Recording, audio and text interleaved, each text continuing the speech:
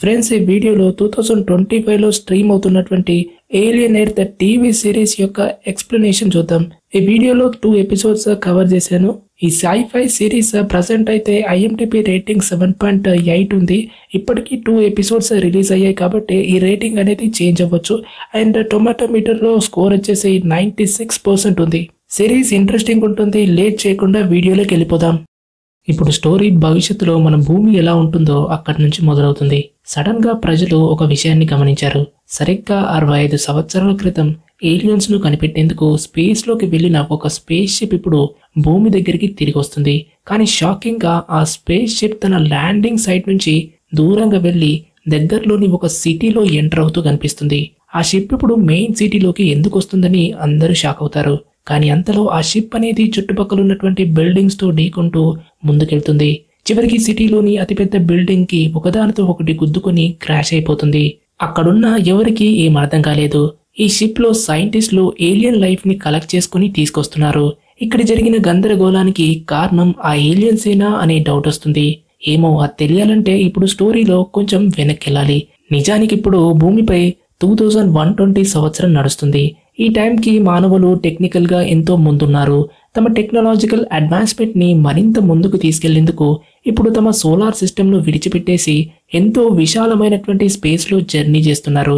అంతేకాక భూమిపై కూడా మానవులు తమ ఆయుష్ని పెరగకుండా ఆపడానికి వివిధ మెథడ్స్ ని కనిపెట్టారు. వీటిలో మొదటి పద్ధతి ఏంటంటే మానవ శరీరాన్ని మెషిన్స్ యొక్క హెల్ప్ ని తీసుకొని అప్గ్రేడ్ చేసుకోవడం ఒక మెథడ్ అయితే, రెండో దాంట్లో ఆర్టిఫిషియల్ ఇంటెలిజెన్స్ ని యూజ్ చేసుకుని సింథటిక్ రోబోట్స్ ని తయారు చేశారు. అయితే ఈ రోబోట్స్ హ్యూమన్స్ ఆర్డర్ చేసే పనుల్ని మాత్రమే చేస్తాయి. ఫైనల్ గా థర్డ్ మెథడ్ వచ్చేసి హైబ్రిడ్స్. ఇది మనుషులు కనిపెట్టినటువంటి ఒక సరికొత్త ఆవిష్కరణగా చెప్పొచ్చు. ఈ ప్రక్రియలో బాడీ పూర్తిగా సింథటిక్ ఉంటుంది. కానీ సైంటిస్టులు మనిషి యొక్క బ్రెయిన్ ని ఈ సింథటిక్ బాడీలోకి ట్రాన్స్ఫర్ చేయగలరు. అంటే ఈ హైబ్రిడ్స్ లో బాడీ సింథటిక్ ఉంటుంది, కానీ లోపల ఉండే బ్రెయిన్ అనేది పూర్తిగా మనిషిదే ఉంటుంది. ఇక్కడి నుంచి మనకు భూమిపై ఒక పెద్ద స్పేస్ కంపెనీ యుటానీ కార్పొరేషన్ యొక్క స్పేస్ షిప్ ని చూస్తాం. ఈ షిప్ సరిగ్గా 65 సంవత్సరాల నుంచి ఒక సుదీర్ఘ మిషన్ ను పూర్తి చేసిన తర్వాత ఎన్నో ఏలియన్ లైఫ్ ని పట్టుకొని భూమికి తిరిగి తీసుకొస్తుంది. అయితే ఆ షిప్ ఇంకా భూమి నుంచి 800 మిలియన్ మైళ్ళ దూరంలో ఉంది. కాబట్టి షిప్ లో ఉన్నటువంటి క్రూ మెంబర్స్ ఆ షిప్ యొక్క రెగ్యులర్ చెకింగ్ కోసం తమ క్రయోజెనిక్ స్లీప్ నుంచి లేచారు. అందరూ చాలా ఎక్సైటెడ్ గా ఉన్నారు. ఎందుకంటే వాళ్ళు ఫైనల్ గా ఇన్ని సంవత్సరాల తర్వాత ఏలియన్స్ ని కనిపెట్టారు. అంతేకాకుండా వాటిని భూమి దగ్గరికి తీసుకెళ్లి వాటిపై బాగా రీసెర్చ్ చేయబోతున్నారు. కానీ ఈ ప్రమాదకరమైనటువంటి ఏలియన్స్ ని భూమికి తీసుకొచ్చి వాళ్ళు ఎంత పెద్ద తప్పు చేస్తున్నారో ఎవరు కూడా ఇంకా ఊహించలేదు. ఈ విషయం తెలియక క్రూ మెంబర్స్ అందరూ ఒకరితో ఒకరు డిస్కస్ చేస్తూ ఉన్నారు. ఇప్పుడు భూమిపై మొత్తంగా 5 బిగ్ స్పేస్ కంపెనీస్ ఉన్నాయని, ఆ 5 కంపెనీల్లో భూమిలోని 5 వేర్వేరు భాగాలను కంట్రోల్ చేస్తున్నాయని తెలుస్తుంది. వీళ్ళు కూడా ఈ 5 కంపెనీస్ లోని ఒకటైన యుటానీ కార్పొరేషన్ యొక్క మిషన్ లో భాగంగా ఇక్కడికి వచ్చారు. ఈ షిప్ 65 సంవత్సరాల క్రితం భూమి నుంచి బయలుదేరింది. వారు ఇంకా అదే పనిగా డిస్కస్ చేస్తూ 5th స్పేస్ కంపెనీ ప్రొడోజీ ఇంతకు ముందే ఏర్పడిందని, దాన్ని ఒక టీనేజ్ కుర్రాడైనటువంటి బాయ్ క్యాలివర్ ఎస్టాబ్లిష్ చేశాడని చెప్పుకుంటారు. నిజానికి ఈ 5వ కంపెనీనే సింథటిక్స్ అనేటువంటి కొత్త టెక్నాలజీని కనిపెట్టింది. అంటే హ్యూమన్ బ్రెయిన్ ను సింథటిక్ బాడీస్ లోకి ట్రాన్స్ఫర్ చేయడం. దీనివల్ల మనిషికి ఇమ్మోర్టాలిటీ వస్తుంది. ఆ స్పేస్ షిప్ లో ఉన్నటువంటి క్రూ మెంబర్స్ డిస్కస్ చేస్తుంటే వాళ్ళు భూమిని చేరుకోవడానికి కేవలం 4 నెలలు మాత్రమే మిగిలిన్నాయని తెలుస్తుంది. కాబట్టి ఈసారి క్రయో స్లీప్ లోకి వెళ్ళిన తర్వాత వాళ్ళ కళ్ళు డైరెక్ట్ గా భూమిపైనే ఓపెన్ అవుతాయని అనుకుంటారు. ఈ షిప్ లో మిగిలినంత క్రూ మెంబర్స్ మానవులే అయినప్పటికీ వాళ్ళలో మోరో అనేటువంటి ఒక క్రూ మెంబర్ పూర్తిగా సైబోర్గ్ రోబోట్ అయి ఉంటాడు. కంపెనీ అతన్ని ఈ విధంగా ప్రోగ్రామ్ చేసింది.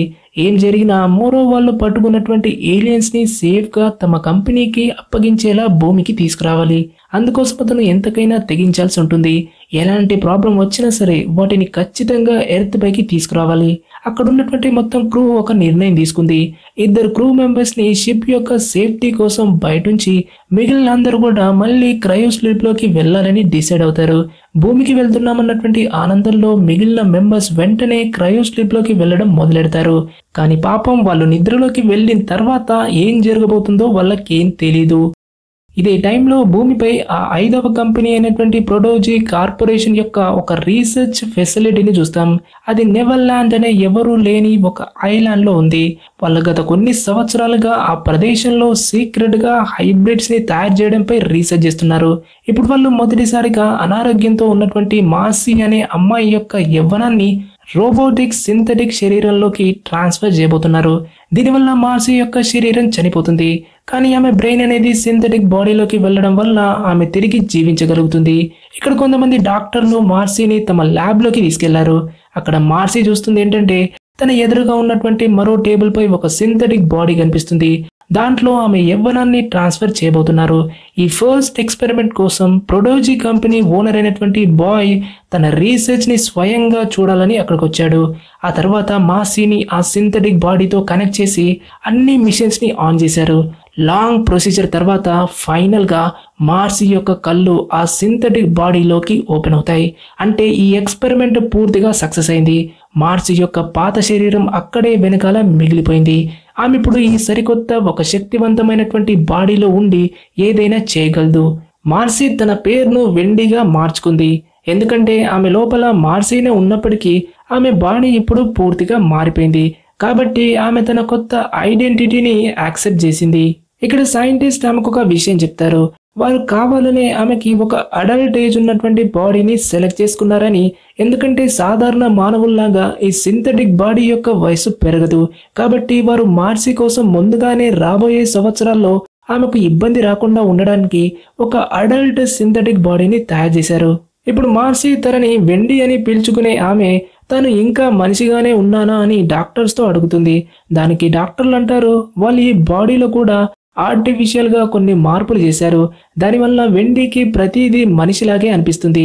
అంతేకాకుండా వెండితో పాటు ఇప్పుడు వాళ్ళు ఇంకెన్నో చిన్న వయసులో ఉన్నటువంటి పిల్లల్ని కూడా ఆమెలాగే ఒక సింథటిక్ బాడీస్ లోకి ట్రాన్స్ఫర్ చేయబోతున్నారని, దానివల్ల వెండి వారందరితో కలిసి బాగా జీవించగలదని, అందరూ ఒకేలా ఉండడం వల్ల ఆమెకు సాధారణంగా ఉండేటువంటి మానవుల నుంచి మనం ఏమాత్రం డిఫరెంట్ గా ఉన్నామనేటువంటి ఫీలింగ్ రాదని చెప్తారు. డాక్టర్లందరినీ మీటింగ్ కి పిలిచేసి వాళ్ళు ఎలా అయితే అనారోగ్యంతో చనిపోయే పిల్లల్ని సెలెక్ట్ చేశారో చెప్తూ వారి ఫ్యామిలీ యొక్క దృష్టిలో వారందరూ ఇప్పటికే చనిపోయినట్లే ఉన్నారని ప్రకటిస్తారు. కానీ వాళ్ళ కంపెనీ తమ సొంత డబ్బును ఖర్చు చేసి వారందరికీ ఒక కొత్త జీవితాన్ని ఇచ్చింది కాబట్టి ఇప్పుడు వాళ్ళెవ్వరు కూడా తమ ఇంటికి తిరిగి వెళ్ళలేరు. బదులుగా వారు తమ జీవితాంతమంతా కూడా ఈ కంపెనీ కోసం పనిచేయాల్సి ఉంటుంది. అయినా ఇప్పుడు వీళ్ళ యొక్క శరీరాలు మొహాలు పూర్తిగా మారిపోవడంతో ఎవరు వాళ్ళని గుర్తించే ప్రసక్తే లేదు. ఈ సింథటిక్ బాడీస్ లో ఉన్నటువంటి పిల్లల్లో ఒక ఇండియన్ బాయ్ కూడా ఉన్నాడు. ఈ రోల్ ని Indian actor Adarsh Gaurav play చేస్తున్నాడు. ఇతని పేరు స్లైట్లీ. ఇదే టైంలో ఏలియన్స్ ని క్యాప్చర్ చేసి భూమికి తీసుకొస్తున్నటువంటి ఆ షిప్ లో బ్లాస్ట్ జరగడం మొదలైంది. నిజానికి వారు కంటైన్ చేసి తీసుకొస్తున్నటువంటి ఏలియన్ ఏదో ఒక టెక్నికల్ ప్రాబ్లం వల్ల ఇప్పుడు దాంట్లో నుంచి బయటకు వచ్చి ఫ్రీ అయిపోయింది. ఆ ఏలియన్ ఆస్ట్రోనాట్లని ఒక్కొక్కరిని చంపడం స్టార్ట్ చేసింది. వీళ్ళలో ఒక రోబోట్ అయిన మోరో వెంటనే తన ఎర్త్ బేస్ కి షిప్ లోని ఏలియన్ తన కంటైనర్ నుంచి బయటపడి అందరినీ చంపడం మొదలు పెట్టిందనేటువంటి మెసేజ్ ని సెండ్ చేస్తాడు. ఎందుకంటే వాళ్ళు ఇప్పుడు ఈ షిప్ ను వెంటనే ఖాళీ చేసి ఈ ఏలియన్ ని ఇక్కడే స్పేస్ లో వదిలేయాలా అనేటువంటి డౌట్ వస్తుంది. కానీ ఎర్త్ యొక్క మెయిన్ బేస్ నుంచి ఒక ఆర్డర్ వచ్చింది. అదేంటంటే వాళ్ళ ఆస్ట్రోనాట్లు అందరూ చనిపోయినా సరే ఈ ఏలియన్ ని ఏదో ఒక విధంగా ఎర్త్ కి తిరిగి తీసుకురావాలని ఆర్డర్ వస్తుంది. అయితే ఈ స్పేస్ మిషన్ కి 65 సంవత్సరాలు పట్టాయి. దీనిపై యుటాని కంపెనీ కొన్ని కోట్ల డాలర్స్ ని ఖర్చు చేసింది. కాబట్టి వారు ఈ టైం, మనీ ఇంకా వాళ్ళు పడ్డ కష్టాన్ని వేస్ట్ చేయదలుచుకోలేదు. మోరో తన బేస్ తో మాట్లాడుతుండగా బయట నుంచి మరో మెంబర్ వచ్చి అతన్ని లోపలికి రానివ్వమని రిక్వెస్ట్ చేస్తూ వారిద్దరూ ఇక్కడ ఉన్నటువంటి ఈ ఏలియన్ ను ఈ షిప్ లోనే వదిలేసి తాము ఎస్కేప్ అయిపోయి భూమికి వెళ్లిపోదామని, దానివల్ల కనీసం వారిద్దరైనా బ్రతికి బయటపడొచ్చని, దానివల్ల ఈ ఏలియన్ ఇక్కడే స్పేస్ లోనే అంతమవుతుందని అంటుంది. కానీ మోరో తనకొచ్చినటువంటి ఆర్డర్స్ ని ఫాలో అవుతూ ఈ ఏలియన్ శాంపిల్స్ ని ఏదో ఒక విధంగా భూమికి తిరిగి తీసుకురావాలని ఆ ఎంట్రన్స్ ని బ్లాక్ చేస్తాడు. దాంతో ఆ ఏలియన్ ఆమెను కూడా తినేస్తుంది. ఇక ఆ ఏలియన్ మోరోని కూడా చంపడానికి వస్తుంది. అయితే రోబోట్ కి ఇప్పుడు ఈ షిప్ ని భూమిపై ల్యాండింగ్ చేయడం సరైన దారి కాదని తెలుసు. అందుకే అతను వెంటనే ఎంతో సేఫ్టీగా ఉండేటువంటి ఒక కంపార్ట్మెంట్ లో దాక్కుంటాడు. అయితే యుటానీ కంపెనీ యొక్క ఈ షిప్ అనేది భూమిపై క్రాష్ అవ్వడానికి ఇప్పుడు రెడీ ఉంది. మరోవైపు ఎర్త్ పై హెర్మిట్ అనేటువంటి ఒక అబ్బాయిని చూస్తాం. అతను ప్రొడిజీ కంపెనీ యొక్క మిలిటరీతో కలిసి మెడికల్ స్టూడెంట్ గా పనిచేస్తున్నాడు. నిజానికి మార్సీ అనే అమ్మాయి ఆ తర్వాత వెండిగా మారింది. ఆమె వాస్తవానికి హెర్మిట్ యొక్క సిస్టర్. కానీ ఇతరుల్లాగే అతనికి కూడా ప్రొడిజీ కంపెనీ నుంచి ఒక విషయం చెప్పుంటారు. అదేంటంటే అతని సిస్టర్ ఒక ప్రాణాంతక వ్యాధితో బాధపడుతూ ఇప్పటికే చనిపోయిందని ఇన్ఫార్మ్ చేసుంటారు. అంటే హెర్మిట్ కు ఇంకా అతని సిస్టర్ మార్సీ ఇప్పుడు వెండి అనేటువంటి కొత్త బాడీలోకి వెళ్ళి ఒక కొత్త ఐడెంటిటీని గెయిన్ చేసుకుందని తెలీదు. కరెక్ట్ గా అప్పుడే వెండి కూడా ఆ ఐలాండ్ లో ఉన్నటువంటి సీసీటీవీ కెమెరాల ద్వారా తన బ్రదర్ ని గుర్తుపడుతుంది. ఆమెకు తన బ్రదర్ ని కలవాలని ఎంతో ఆశ ఉంది. కానీ ఇప్పుడు ఆమె కొత్త రూపంలో ఉంది కాబట్టి అతను ఆమెని గుర్తించడు. కంట్రోల్ రూమ్ నుంచి ఇతర టెక్నీషియన్లు వెండిపైనే దృష్టి పెడుతూ ఉన్నారు. ఎందుకంటే ఆమె తన బ్రదర్ ని చూస్తూ అతన్ని కలవడానికి ఎంతో పట్టుదలగా ఉందని అనిపిస్తుంది. మరుసటి రోజు హెర్మిట్ తన ఫ్రెండ్స్ తో కలిసి ప్రొడిజీ కార్పొరేషన్ యొక్క సిటీలో తిరుగుతుండగా సడన్ గా ఆకాశంలో యుటానీ కంపెనీ యొక్క షిప్ అనేది సిటీ వైపు వస్తున్నట్లు కనిపించింది. ఇది స్టోరీ స్టార్టింగ్ లో మనం చూసినటువంటి అదే సీన్ అని చెప్పొచ్చు. ఇప్పుడు ఈ షిప్ లో ఉన్నటువంటి క్రూ మెంబర్స్ క్యాప్చర్ చేసి తీసుకొస్తున్నటువంటి ఏలియన్ పై కంట్రోల్ కోల్పోయిందని సిటీలో ఉన్నటువంటి ఎవరికీ తెలీదు. అయినా ఈ షిప్ ఇప్పుడు పూర్తిగా వారి ప్రొడిజీ కంపెనీ యొక్క కాంపిటీటర్ కంపెనీ అయినటువంటి యుటానీ కార్పొరేషన్ ది అయి ఉంటుంది. కాబట్టి వారికి ఈ మిషన్ గురించి ఏం తెలీదు. తొందరలోనే ఆ షిప్ అనేది సిటీ మధ్యలోకి వచ్చి క్రాష్ అయింది. వెంటనే చుట్టుపక్కల ఉన్నటువంటి అన్ని ఏజెన్సీలు, సేఫ్టీ వర్కర్లు ఆ బిల్డింగ్ వైపు పరిగెత్తారు. ఎందుకంటే అక్కడి నుంచి ప్రజల్ని కాపాడేందుకు వెళ్తారు. మెయిన్ సైడ్ కి చేరుకున్నప్పుడు షిప్ అనేది ఢీకొనడం వల్ల చుట్టంతా కూడా బానే క్రాష్ జరిగిపోయిందని అందరూ చూశారు. ఇక్కడ హెర్మిట్ మిలిటరీతో పాటు మెడికల్ టీమ్ లో భాగంగా ఉన్నాడు. కాబట్టి అతను కూడా వర్కర్లు, గార్డులతో పాటు కలిసి ప్రజల్ని రక్షించడానికి లోపలికి వెళ్ళడం మొదలెట్టాడు. అయితే వాళ్ళు బిల్డింగ్ లోపలికి వెళ్ళగానే షిప్ యొక్క క్రాష్ అయిన పార్ట్స్ కనిపించాయి. దాంట్లో షిప్ లోపలికి వెళ్ళడానికి ముందర ఒక పెద్ద గుండం ఏర్పడింది. కాబట్టి బయట ఉన్నటువంటి మెయిన్ అఫీషియల్ హెర్మిట్ తో సహా 5గురిని షిప్ లోపలికి వెళ్ళాలని, దాంట్లో ఏముందో తెలుసుకోమని చెప్తాడు. అప్పటి వరకు మిగతా గార్డ్లు బయట బిల్డింగ్ లో గాయపడినటువంటి వారిని బయటకు తీసుకొచ్చే పనిలో ఉంటామని డిసైడ్ అవుతారు. ఈ 5గురు గార్డులకు తెలుసు ఈ స్పేస్ షిప్ వారి ప్రత్యర్థి కంపెనీ అయినటువంటి యుటానీ యొక్క స్పేస్ షిప్ అని.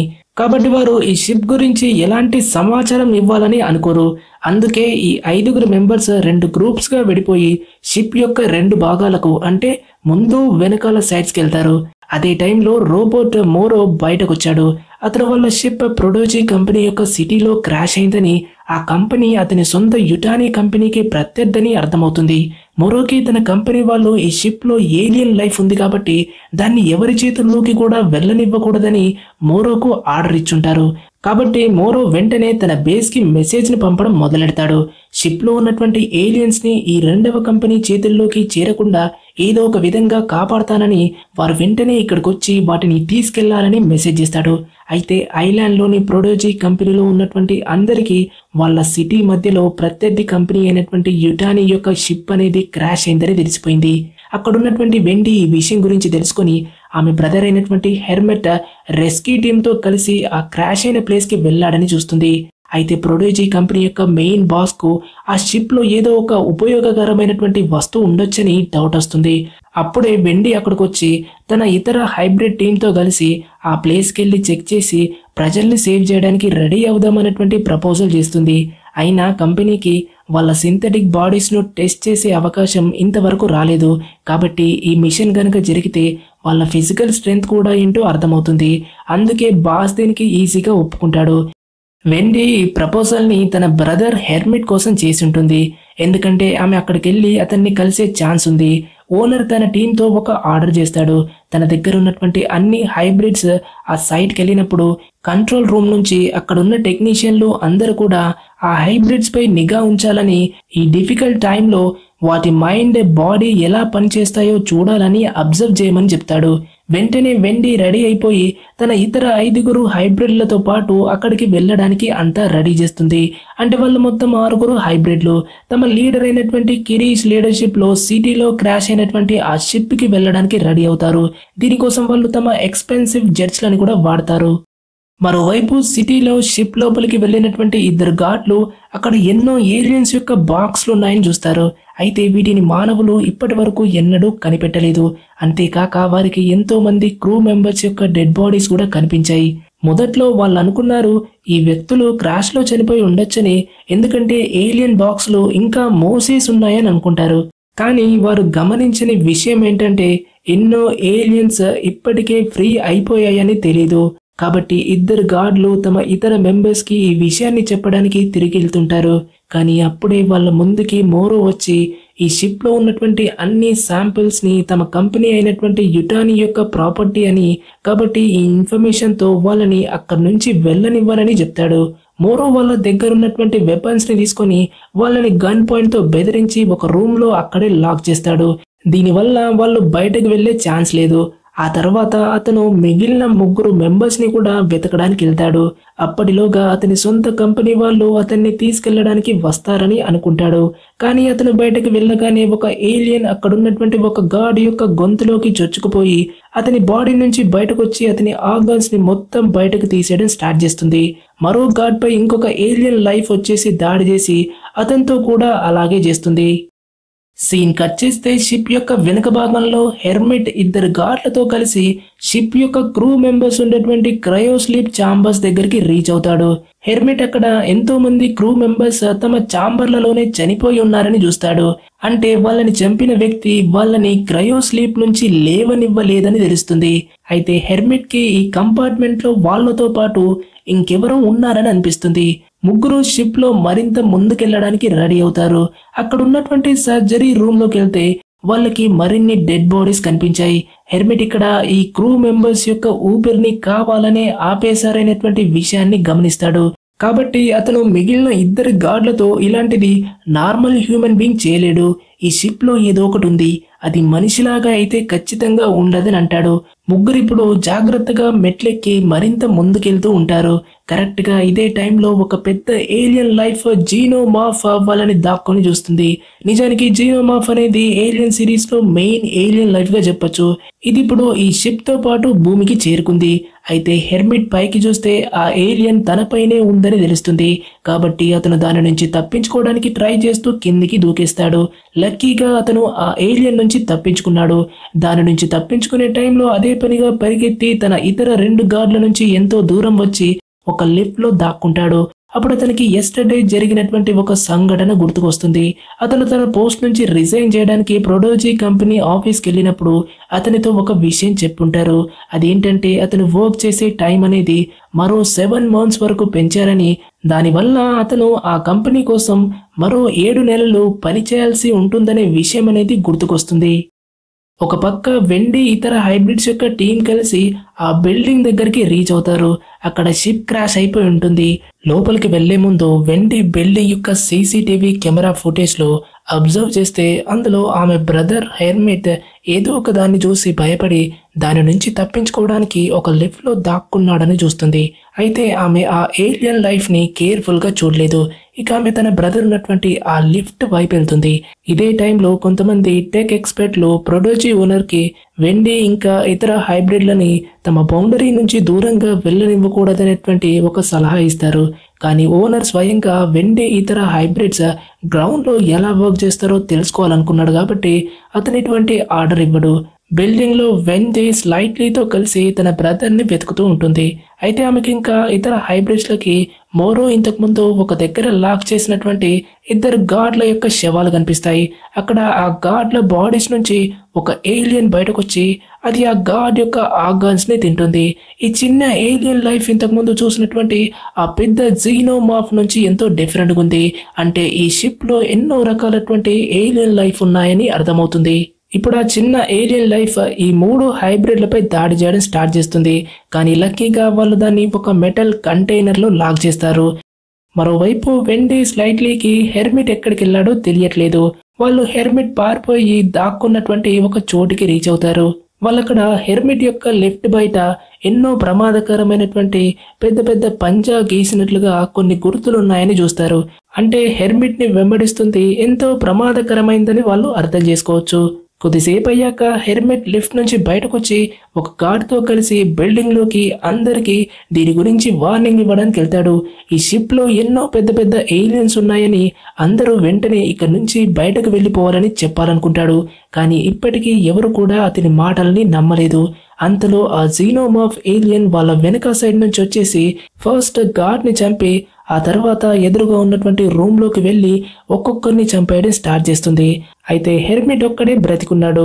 ఇప్పుడు అతను భయపడుతూ ఆ గార్డ్ యొక్క గన్ ని తీసుకొని ఆ ఏలియన్ ని చూడడానికి రూమ్ లోకి వెళ్తాడు.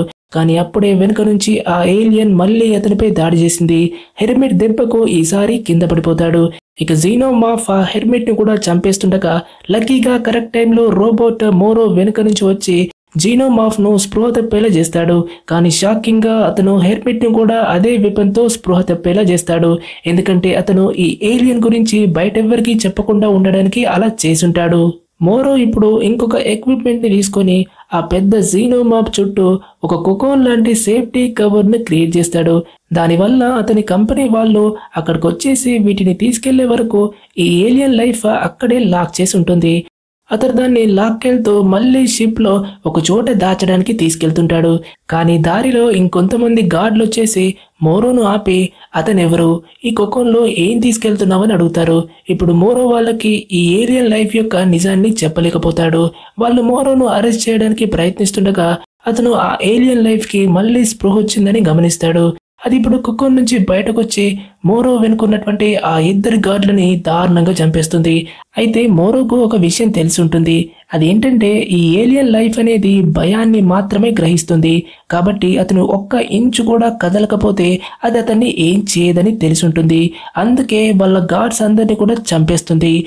అయితే కిరీష్ తన కొంతమంది హైబ్రిడ్స్ తో షిప్ యొక్క మెయిన్ ల్యాబ్ కి వస్తాడు. అక్కడి నుంచి అతను ఆ ల్యాబ్ యొక్క మొత్తం డాటాను కలెక్ట్ చేసుకుంటాడు. అతను షిప్ యొక్క కెమెరాలలో ఒక రూమ్ లో ఎన్నో ఏలియన్స్ యొక్క ఎగ్స్ ఉన్నాయని చూస్తాడు. కాబట్టి అతను తన గ్రూప్ లోని ఒక మెంబర్ ని వాటిని చూడడానికి వెంటనే అక్కడికి పంపిస్తాడు. ఇప్పటికే అతనికి యుటాని కంపెనీ యొక్క ఈ షిప్ అనేది ఏదో ఒక ఏలియన్ లైఫ్ తో తిరిగి వచ్చింది. అందుకే ఈ షిప్ క్రాష్ అయిందని అర్థమవుతుంది. కానీ అతను ఇదంతా తెలుసుకొని హ్యాపీగా ఉన్నాడు. ఎందుకంటే వాళ్ళకి ఈ ఏలియన్స్ యొక్క మొత్తం డాటా ఫ్రీగా దొరుకుతుందని తెగ సంబరపడిపోతాడు. ఇకపోతే వెండీ స్లైట్లీ ముందుకెళ్తూ ఆ ఏలియన్ తను వెళ్తున్నటువంటి దారిలో వచ్చినటువంటి ప్రతి ఒక్కరిని చంపేసిన డెడ్ బాడీస్ ని చూస్తూ వెళ్తూ ఉంటారు. వెండీ డెడ్ బాడీస్ ని చూసి భయపడుతుంది. ఎందుకంటే తన బ్రదర్ కి ఏదైనా తప్పు జరిగి ఉండకూడదని టెన్షన్ అవుతుంది. లక్కీగా హెర్మిట్ కి ఇప్పటికే స్పృహ వచ్చింది. అంతేకాదు వెండీ స్లైట్లీ అతన్ని కనిపెట్టేశారు. అయితే హెర్మిట్ వెండీని ఆమె తన సిస్టర్ అని గుర్తించలేకపోతాడు. ఎందుకంటే ప్రోడిజీ కంపెనీ అతనికి చెప్పింది ఏంటంటే అతని సిస్టర్ మార్సీ ఒక డిసీజ్ వచ్చి చనిపోయిందని చెప్పుంటారు. సరిగ్గా ఇదే టైంలో వెండీకి కిరీష్ నుంచి ఒక మెసేజ్ వస్తుంది. ఈ షిప్ వాళ్ళకి ఎంతో ఇంపార్టెంట్ అని, కాబట్టి ఆమె ఇప్పుడు స్లైట్లీతో ఎక్కడున్నా డైరెక్ట్ గా షిప్ యొక్క కార్గో ఏరియాకు వెళ్లి అక్కడున్న ప్రతి దాన్ని తమ కంట్రోల్లోకి తీసుకోవాలనే మెసేజ్ వస్తుంది. ఇప్పుడు వెండీ హెర్మిట్ తో అతను కూడా తమతో రావాలని అంటుంది. దానికి హెర్మిట్ కూడా ఓకే అంటాడు. దారిలో వెళ్తుండగా స్లైట్లీ హెర్మిట్ కి ఒక విషయం చెప్తాడు. వెండీ నిజానికి అతని సిస్టర్ మార్సీనే అని ప్రొడిజీ కంపెనీ వాళ్ళు తమ కొత్త ఎక్స్పెరిమెంట్ లో మార్సీ యొక్క బ్రెయిన్ ని ఈ కొత్త సింథటిక్ బాడీలోకి ట్రాన్స్ఫర్ చేసిందని చెప్తాడు. అంటే ఆ బాడీలో ఉంది హెర్మిట్ సిస్టర్, ఇంకా ఆమె ఎప్పటికీ చనిపోదని చెప్తాడు. మొదట్లో హెర్మిట్ కి వెండీ నిజంగా తన సిస్టర్ మార్సీ అని నమ్మకం రాదు. కానీ వెండీ అతనికి తమ చైల్డ్హుడ్ గురించి అన్నీ చెప్పడం మొదలెట్టినప్పుడు హెర్మిట్ కి ఫైనల్ గా ఆమె చెప్పేది నిజమని నమ్మకం కలుగుతుంది. దీంతో అతను ఎంతో హ్యాపీ అవుతాడు. ఎందుకంటే ఇప్పటి వరకు చనిపోయిందని బాధపడుతున్న తన సిస్టర్ ఇప్పుడు బ్రతికుండడమే కాక బాడీ చేంజ్ అవ్వడం వల్ల ఆమె ఒక డెడ్లీ డిసీజ్ నుంచి పర్మనెంట్ గా ఫ్రీ అయిపోతుంది. ఇప్పుడు ముగ్గురు కలిసి ఫైనల్ గా ఆ కార్గో ఏరియాకి చేరుకుంటారు. అక్కడ వాళ్ళు ఎన్నో ఏలియన్స్ యొక్క ఎగ్స్ అనేవి స్టోర్ చేయబడ్డాయని చూస్తారు. ముగ్గురు వాటిని కేర్ఫుల్ గా చూస్తుండగానే అప్పుడే బయట ఉన్నటువంటి ఆ పెద్ద ఏలియన్ జీనోమార్ఫ్ వెంటనే కార్గో ఏరియాలోకి వచ్చేసి అది ఫస్ట్ హెర్మిట్ పై దాడి చేసి అతని షిప్ యొక్క క్రాష్ అయినటువంటి సైడ్స్ లోకి కిందకి విసిరేస్తుంది. ఇప్పుడు వెండీ స్లైట్లీని అక్కడే ఉండమని అతను ఒంటరిగా ఈ ఏలియన్ ఎగ్స్ పై ఓ కన్నేసి ఉంచారని చెప్పేసి తన బ్రదర్ హెర్మిట్ ని కాపాడేందుకు కిందికి దూకిస్తుంది. అంటే ఇప్పుడు ఈ షిప్ లోపల వివిధ రకాల ప్రమాదకరమైనటువంటి ఏలియన్స్ యొక్క రూపాలు ఉన్నాయని అందరికీ తెలిసిపోతుంది. అయితే ఈ రెండు కంపెనీలు ఈ ఏలియన్స్ ని స్వాధీనం చేసుకోవడానికి ట్రై చేస్తున్నాయి. ఇక్కడతో ఏలియన్ ఎర్త్ యొక్క ఎపిసోడ్ 1 అండ్ 2 అనేది ఎండింగ్ అవుతుంది. ఈ సిరీస్ అనేది పూర్తిగా కంప్లీట్ కాలేదు. ఇప్పటి వరకు 2 ఎపిసోడ్స్ రిలీజ్ అయ్యాయి అండ్ ప్రతి వెనస్డే ఒక్కొక్క ఎపిసోడ్ ని వీళ్ళు రిలీజ్ చేస్తున్నారు. ఈ సిరీస్ లో టోటల్ గా 7 ఎపిసోడ్స్ ఉన్నాయి. ప్రతి వెనస్డే రోజు ఒక ఎపిసోడ్ ని రిలీజ్ చేస్తున్నారు. సెప్టెంబర్ 17న ఎపిసోడ్ 7 స్ట్రీమ్ అవుతుంది. ఐ హోప్ ఈ వీడియో మీకు నచ్చిందని ఆశిస్తున్నా. ఫస్ట్ టైం సైఫైని ట్రై చేశాను. ఈ వీడియో నచ్చితే వెంటనే లైక్ చేసి ఇప్పటి వరకు సబ్స్క్రైబ్ చేసుకోకపోతే వెంటనే సబ్స్క్రైబ్ చేయండి. స్టోరీ పైన మీకున్నటువంటి అభిప్రాయం ఏంటో ప్లీజ్ కామెంట్ లో చెప్పండి. హైప్ ఇవ్వడం మర్చిపోవద్దు. మరో వీడియోలో కలుద్దాం. అంతవరకు టేక్ కేర్, బాయ్.